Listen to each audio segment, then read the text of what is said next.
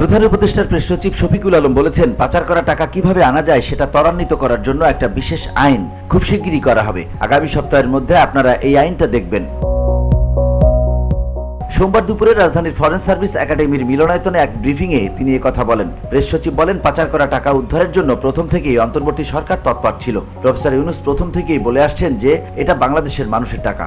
ধুলো, ময়লা ও ক্ষতিকর ধূলিকণা থেকে নিমিষেই মুক্তি দেয় চৌধুরী এয়ার পিউরিফায়ার। এর শক্তিশালী সাকশন ঘরের কোনায় কোনায় লুকিয়ে থাকা সকল ধুলা টেনে ফিল্টার করে এবং বের করে আনে নির্মল ও স্বাস্থ্যকর হাওয়া। শফিকুল আলম বলেন, টাকাটা ফেরত আনার প্রচেষ্টা কতদূর এগোলো সেটার উপর আজ একটা বড় মিটিং হয়। মিটিংয়ের নেতৃত্ব দিয়েছেন স্বয়ং প্রধান উপদেষ্টা। সেই মিটিংয়ে অনেকগুলো সিদ্ধান্ত হয়েছে। তিনি বলেন, প্রচুর ল ফার্মের সঙ্গে সরকার ও টাস্ক ফোর্স কথা বলছে।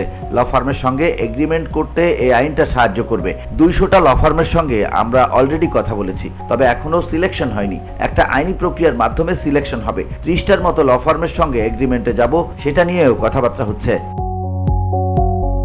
VOD Bangla news desk.